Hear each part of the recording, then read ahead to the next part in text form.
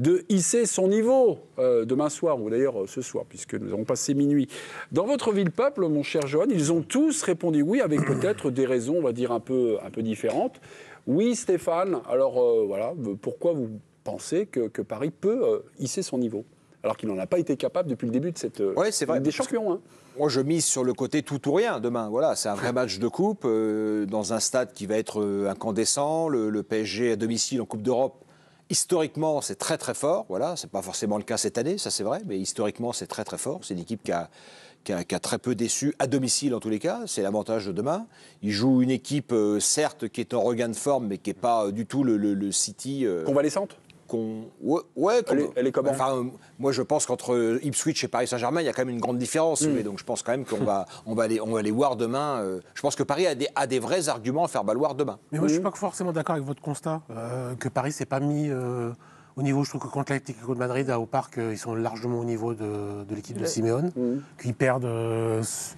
J'ai pas envie de dire sur un coup de dé, mais à la dernière minute, sur un contre. Jérôme, les 3 points contre oui, mais vous, parce que ça, c'est Luis Enrique qui mais vous, vos repères, c'est Bayern, Arsenal et l'Atlético de Madrid. City, grand club. Arsenal. City, grand club. Arsenal, Atlético, Bayern, 0 points. Comparer le Arsenal d'Arteta et le PSG de Luis Enrique, pour moi, c'est une hérésie. Donc là, on n'en parle pas. Ah non, parce on n'en parle pas. D'accord. Non, ça nous arrange pas. Non, mais le projet de Arteta, il est là depuis très longtemps. On les compare à qui alors?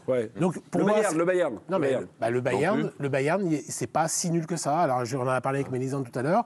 C'est pas un match complètement raté. Ils sont pas. C'est pareil que Lille face à. Mais tu es sorti frustré de cette partie? Un peu, oui. Ouais. Oui, un peu. Et l'Atlético de Madrid, ils doivent gagner 100 fois. Oui, d'accord. Donc ils peuvent se mettre au niveau. Donc ils sont capables de se hisser au niveau des grands qu'ils ont rencontrés. Donc voilà. Le Bayern, ils n'ont pas été ridicules sur le match. Voilà.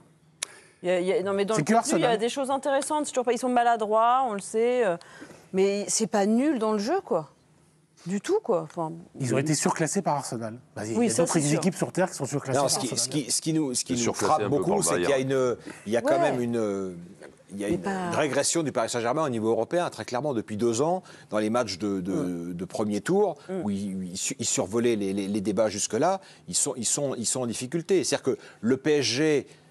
classique, celui des 10 premières années de QSI, était un candidat au top 8. Là, on parle d'une qualification à l'arrache 20e, quoi. Donc, effectivement, c'est une régression. 24e, peut-être. Oui, donc, mais après, moi, je mise sur le côté coupe. Demain, voilà, il y a un match à tout ou rien et il faut sortir. Ils ont été, à mon sens, très bons dans une circonstance cette année dans ce genre de match, c'est à Marseille, voilà, où ce match-là, ils étaient attendus. Ils ont sorti Bon, évidemment, le match a été tronqué, mais ils ont sorti une première demi-heure de très très haut niveau. Ils ont une solution offensive de plus. Alors, vous allez peut-être rigoler, mais ils n'ont pas eu Ramos pendant les 3 mois. Il va jouer demain? Non, pas forcément. Vous avez le droit à 5 changements. Et avant, il n'était pas là. Même pour changer le cours d'un match, il n'était pas là. Il est revenu à Salzbourg. Bon, il a marqué. Bon, Salzbourg, tout le monde marque contre Salzbourg, donc c'est pas un enjeu. Qui va jouer demain? Parce que évidemment, pour Luis Enrique, tout le monde change, tout le monde est un peu avançant, tout le monde est un peu lié, tout le monde est un peu machin, tout le monde voilà. C'est rien. Football imprévisible. Il dit qu'il choisit le matin en buvant un cappuccino. Je vois pas pourquoi Barcola et Dembélé ne joueraient pas. Ça paraîtrait complètement fou. Dembélé grippé, il sort d'une grippe. Oui, il a repris l'entraînement samedi. Donc, demain, on est mercredi. Je l'ai vu tousser en conférence de presse. Oui. Il y a encore quelques stigmates. Mais est-ce qu'il a mis la main sur la Bible quand il a parlé en conférence de presse? On voit le retour d'Hakimi, on voit le retour de Marquinhos, on voit un peu les clics classiques. Pacho, Nuno Mendes, Donnarumma. Dembélé à l'oral, c'est pas forcément un formidable prêcheur. Hein. Paris est-il capable? Je pense que ça dépendra du niveau de City, en fait. Oui. Je sais pas. Moi, j'ai vu traverser City depuis 1 mois et demi, vraiment avec d'énormes difficultés.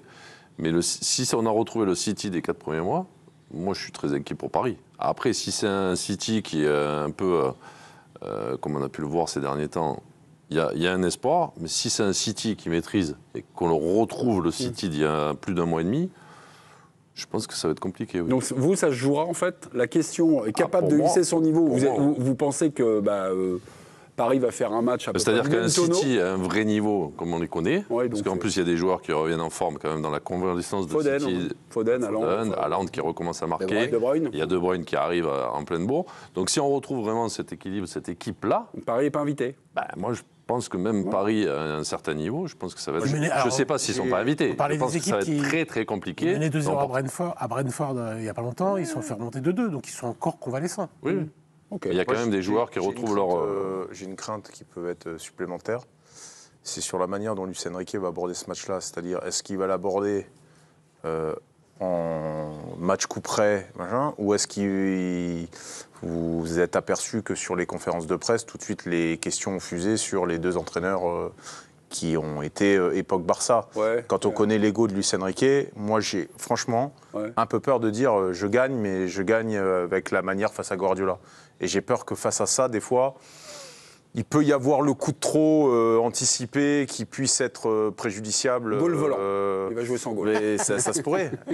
Mais il est déjà volant. Guardiola, il est déjà. C'est arrivé aussi à Guardiola de changer. Oui, mais tu sais, c'est pas rien d'être. Il se considère. C'est quoi son coup de folie alors Mais je sais pas. Il veut montrer qu'il est un meilleur entraîneur que Guardiola, par exemple. Donc il va tenter quelque. J'ai cette petite crainte, honnêtement. Paris est-il capable de. Si Guardiola l'a fait quelques fois, il a quand même un petit peu plus de certitude qu'avec Luis Enrique, quand même, non? Oui. Sur l'ensemble de tout ce qu'il a fait. Bien sûr. Mais ça fait 7 ans qu'il est à Manchester et ça fait 1 an et demi. Paris est-il capable? C'est pas du tout le même mandat. Ça fait 7 ans que tu vois Guardiola, il jouait pas toujours avec Haaland, il jouait avec Agüero au début. Enfin, on voyait vraiment ses principes de jeu au bout dès le départ. Il jouait pas toujours avec un 9 et il n'y avait pas de... Dès le départ, tu voyais un style de jeu quand même. Non, mais on voyait que les joueurs n'étaient pas perdus. Là, parfois, on voit des matchs où les joueurs sont un peu paumés. Avec le système de Luis Enrique. Surtout là, il y a de Micheli, c'était des joueurs qui avaient de l'épaisseur. Pacho, il a 22 ans, il débarque de cette année. Neves, il a 19 ans. Projet à long terme. Mais non, mais je sais pas, vous demandez à des joueurs de Zaïre Emery, parce que ça fait longtemps que vous voyez. Il a 18 ans, Zaïre Emery. Il y a des coachs, au bout d'un an et demi, quand même, tu arrives à voir quelque chose, non? Ouais, moi je vois quelque chose. D'accord. Vous voyez rien, vous? Si, on voit les choses, mais je vous voyez à ce point-là. On voit un déclassement du PSG. C'est ce que je vois. Je vois des problèmes offensifs. On voit le PSG qui est 26e. La question, Paris est-il capable de hisser son niveau? Une question qui a été posée à Luis Enrique, qui ne répond pas à la question, mais pour une fois, il a la gentillesse de prévenir. Merci Luis Enrique. On y va. Je vais changer ma réponse et dire que le PSG aurait mérité de gagner 2 matchs de plus, contre le PSV et l'Atlético. On devrait avoir 5 points de plus, c'est la réalité de ce qu'on a vu sur le terrain. Le football est parfois capricieux. Il faut accepter qu'on n'ait pas eu l'efficacité qu'il fallait, mais on méritait de gagner. Aucun joueur de mon équipe n'a démontré qu'il avait la capacité de marquer 25 buts. Je n'ai pas ce joueur. Mais ce n'est pas important. Ce qui m'importe, c'est l'équipe, sa capacité à résoudre les situations. C'est drôle, Luis Enrique qui nous rappelle tout le temps la même chose. Il s'accroche. Hein. Le gars, il a des certitudes. C'est d'ailleurs extraordinaire. C'est extraordinaire. Nous, on est plutôt sur des types de coachs qui s'adaptent. Lui arrive, c'est comme ça, c'est les mêmes constats, les mêmes trucs. On prend la tête dans le mur. Où il n'a pas tort, c'est qu'il y a eu beaucoup d'occasions dans ces matchs-là. Mais après, niveau individuel, après le recrutement, c'est eux qui l'ont fait. Contre Gérone, la victoire, c'est un miracle. Oui, voilà. Il peut avoir 2 points de moins contre Gérone. L'année dernière, il devait être éliminé de la Ligue des Champions s'il n'y a pas un pénalty tombé du ciel. Donc ça, c'est pour ça que sa rhétorique, elle nous fatigue. Parce que contre Gérone, le gardien est énorme quand même. Refaire cette erreur. Gazzaniga, merci. Gérone, il fait quand même quelques parades aussi. Il joue gros demain, Luis Enrique, là? Ou pas? Parce qu'en fait... Gros, c'est sa place? Vous voyez... Je te garde derrière. Oui, parce qu'en fait, des coachs qui sont soutenus avant des grands matchs... Demain soir, il ne sera pas éliminé. Voilà, il ne sera pas éliminé, déjà. S'il perd contre City, il reste à 7 points, la maison va commencer à brûler. S'il en prend 5 demain et 4 à Stuttgart, je ne vais pas vous dire qu'il va rester 8 ans. Il n'en prendra pas 5 demain, Dominique. Je ne sais pas, il y a un rouge de Pacho au bout de 3 minutes, c'est fini. Non, mais voir le Paris Saint-Germain ne pas se qualifier dans les 24... serait quand même un échec une bombe. C'est un fiasco. Surtout si tu as Brest, Lille et Monaco qui se qualifient. Ce qui est le cas. En plus. Les 3 sont qualifiés. Mais c'est clair. C'est vrai que ça accentue l'échec, parce que pour moi, de ne pas être dans les 24, déjà d'être très loin, d'avoir un espoir d'être dans les 8, c'est déjà pour moi un fiasco. Et de éventuellement pas te qualifier. Alors, et on essaye de faire passer ça comme si c'était un truc, mais c'est une construction, on verra plus tard. Oui, plan long terme. Mais moi, je trouve ça catastrophique. Parce que l'air de rien, même avec ce qui s'est passé l'an dernier, qu'ils sont arrivés jusqu'en demi. Mais ils ont fait quand même demi, quoi. Tu vois. Oui, d'accord. Là, si l'année d'après, où tu te dis on est là. La saison, qui sont un point derrière City. City, c'est Guardiola. Aussi. Ils sont un point derrière le Real Madrid. Le Real Madrid, c'est Vinicius, c'est Mbappé, c'est Ancelotti. Attention, quand même. Mais, Dominique, personne ne défendra ici si le City ou le Real sont qualifiés que c'est pas un échec terrible, retentissant. Si le Real Madrid est éliminé de la première phase de Ligue des Champions là, c'est retentissant comme échec. C'est aussi pas la même construction. Carlo Ancelotti, il n'est pas arrivé il y a 1 an et demi. Guardiola, il n'est pas là depuis 1 an et demi. Non, mais quand même. Paris, ils habitent pas au même étage que City de Real. Là, vous êtes en train de comparer des trucs là. Non, mais en termes de budget, oui. Oui, parce que c'est ça, le fiasco. Ils habitent au-dessus en termes de budget. Oui. En plus. Pas sûr que City. Oui, c'est vrai que City sont un petit peu aussi dans la magouille. Question à Pep Guardiola. En France, le jeu de Luis Enrique fait débat. Et là, c'est l'avocat, c'est Maître Guardiola qui est arrivé. On y va, on l'écoute. J'aime tout de Luis Enrique et de la façon dont il joue. On peut toujours critiquer le fait de jouer sans neuf. Ça reste une des meilleures équipes du monde. Il a fait jouer l'une des meilleures équipes de l'histoire, le FC Barcelone. Et Luis a toujours été meilleur que n'importe quel autre. Les gens jugent, mais il faut avancer. Ce que j'ai vu de ce PSG-là, j'adore. C'est une équipe jeune, avec beaucoup de qualité. Barcola et Dembélé créent des déséquilibres. Ils ont une expérience incroyable avec Marquinhos ou Hakimi, et chaque année Paris gagne la Ligue 1. Ce n'est pas facile. Voilà, on se défend entre Catalans, c'est ça enfin, il n'est pas catalan. Il n'est pas catalan, ça. Non, il n'est pas ça devient un grand poncif des conférences de presse d'aujourd'hui. Ouais, on finit par aimer Mourinho, on a qui reviennent sur la scène, qui mettent un peu le feu, parce que avant tous les matchs, maintenant, on a un machin qui fait l'éloge. Surtout Guardiola, il le fait tout le temps. Oui. Mais c'est très commun. Hutter fait, on n'a pas entendu, mais je pense que Hutter a dû dire tout le bien qu'il pensait des briques, a dû dire que Monaco, c'était génial. Quoi. Et Eric Roy, demain, nous expliquera que le Shakhtar Donetsk, que c'est la référence suprême, et que le Shakhtar Donetsk nous dira qu'il n'y a pas meilleur que Brest en ce moment sur la scène européenne. Ça, c'est le jeu des conférences de presse. Chassons l'hypocrisie. C'est quand même un grand entraîneur. Chassons l'hypocrisie. Surtout qu'Emery est quand même capable d'enchaîner, diriger l'Aston Villa le mardi soir et jouer avec le PSG le mercredi. Donc bravo. Tiens, Ousmane Dembélé passé en conférence de presse. Il compte 11 buts. Il n'a jamais autant marqué à ce stade de la saison.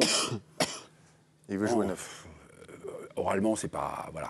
Peut-on parler de saison déclic pour Ousmane Dembélé ? Je sais pas, il sortait de la 7 ou tout ça. Ousmane, réveille-toi quand tu prends la parole. Bonsoir. Peut-on parler de saison déclic ? Le gars dit non, puis après, il nous explique le contraire. Enfin, voilà. Ousmane Dembélé. Allez, on y va. Non, pas de déclic. Après, comme je l'ai dit en début de saison, que cette année, j'allais marquer, je pense, plus de buts. Et je me projette beaucoup plus devant le but. Je suis beaucoup plus calme aussi devant le but. Ce que j'aime en faux neuf, c'est que tu es vite devant le but. Je pense 1 ou 2 occasions franches sur un match. Voilà, je me sens bien et je vais essayer de marquer demain. Regard fâché. Voilà. Il nous explique qu'il est plus devant le but, donc il marque. Moi, il y a un truc qui est vrai. Par contre, moi j'aime beaucoup Ousmane Dembélé en faux neuf. Voilà. Je trouve que c'est peut-être dans toutes les excentricités de Luis Enrique. Un des points que je retiens cette année, je l'ai trouvé très bon dans ce rôle-là. Voilà. Ousmane Dembélé a joué déjà numéro 9, c'était au Barça, notamment lorsqu'ils avaient rencontré le Paris Saint-Germain, match retour où déjà très bon. Il avait fait beaucoup de mal avec une qualité d'appel extraordinaire. Bon, en tout cas, Paris donc est-il capable de hisser son niveau ? C'est plutôt oui, vous l'espérez. Enfin non. Pensez que Paris est capable d'hisser son niveau. Le problème, c'est la finition, comme l'a dit. Ça dépendra. Oui, mais la finition. Ça dépendra de. Non, mais tu peux. Ah oui, mais dans le. De toute façon, c'est un préalable indispensable. S'ils n'élèvent pas le niveau de leur dernier match, demain, c'est au revoir. OK. Shakhtar Donetsk-Brest pour la première campagne européenne de son histoire. Les Bretons détonnent 4 victoires déjà. Brest est 7e avant cette journée et assuré de sortir de cette phase de ligue. En face, c'est le Shakhtar 27e.